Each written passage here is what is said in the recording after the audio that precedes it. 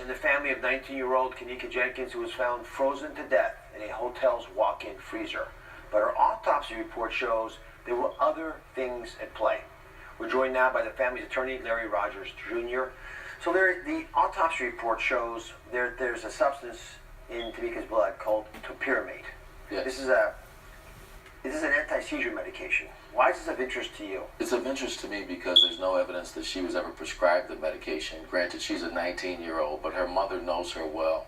You can tell from the way she responded to the initial reports that her daughter was missing. Yeah, it's bizarre. It caught me as well because this is a drug you'd have to be prescribed, so how do you even get a hold of it? So I looked into it a little bit. And just to be clear, Kenneka's blood level, her blood alcohol level, was 0.112.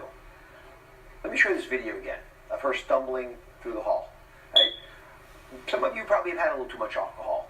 0.112 does not do this to you. That's not what 0.112 alcohol looks like. If topiramate was mixed with alcohol, but changes it.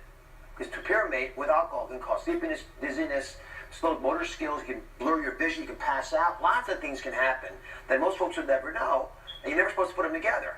So we also found it can be used off-label for weight loss. Your daughter looked very trim. Did she ever take weight loss pills like this? No, she was trying to gain weight, if anything. So I'm trying to search, but then I thought, well, is it one of those party drugs? Could it be a date rape drug? And I got to say that there's no evidence that it's used this way, but we can't speculate about why topiramate was in her system. We don't know if she took it willingly. Was it passed to her? Was it slipped into her drink? It's completely unknown to us, but this should never have been in your daughter's body. Yes. And it warrants investigation. You can't ignore a finding like topiramate in her system. Do you think someone slipped this little itty-bitty pill to your daughter? Yes. My daughter didn't like taking pills. That would really get me upset. Yes. Someone drugged my child. Yes. That may not have been what killed her, but that led to her doing whatever happened that caused her to get in that freezer. And you bring up a good point about the way she's staggering through the hallways. How does she stagger through the hallways and that go unrecognized by staff at the Crown Plaza Hotel?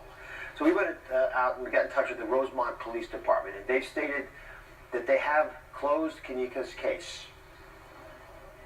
They say they've just closed it because they did not find any signs of foul play. So then we asked about the alleged surveillance camera. You mentioned there was one above the freezer. Yes. Theoretically would have seen her walking in or someone dragging her in. Yes. Right, whatever needed, because that's a big question. How do you get a big heavy door open? Yes. Right? And here's what the state. I wasn't there, but they were. They say there is one motion-censored still camera inside the kitchen that points in the area of the freezer, but does not show the door of the freezer. So they couldn't actually see the door itself. We followed up with the Crown Plaza Hotel itself, where Kenneka's body was found, and their spokesman stated that no video shows her entering the freezer because we never had a camera there. So Larry, how do you respond to that? I went to the Crown Plaza and I did a walkthrough of the area. They had some 46 or so cameras there, and there were cameras that should have captured her progressing, apparently, according to them, toward this kitchen that did not capture her, and they claimed they weren't working. Nancy, what happened here? This is. You know, Dr. Oz, when I think about them trying to go door to door, showing the picture, then running to the next door and showing the picture as the minutes passed and her body temperature went down, down, down, down, down. Why was she told no? Why don't I see things in the autopsy like fingernail scrapings? Was there DNA under her fingernails? We'll never know. We'll never know now. Why were there was one thing after the next that went wrong? And when I think about what this mother has been through, and you know what I noticed about her? She'll get upset and then she tries to be real calm.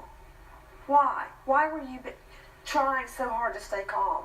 Because I know.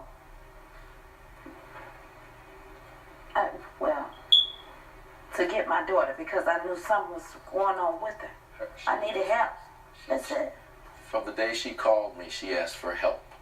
And she went to the front counter of that hotel asking for help, and it was all ignored. They would not have dismissed you, No, Dr. Oz, but she knew that if she went in there upset with her voice raised, they'd kick her out. They wouldn't have done that to you. No, I'm they just wouldn't. telling you.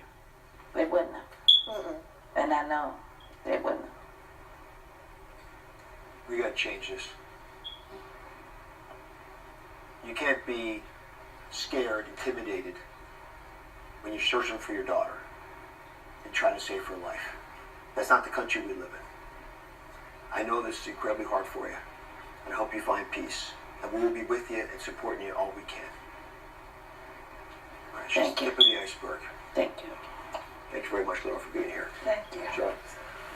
We hope we get some answers for you. We'll follow up on the case. I'll be right back. Thank you. I'm sorry. She was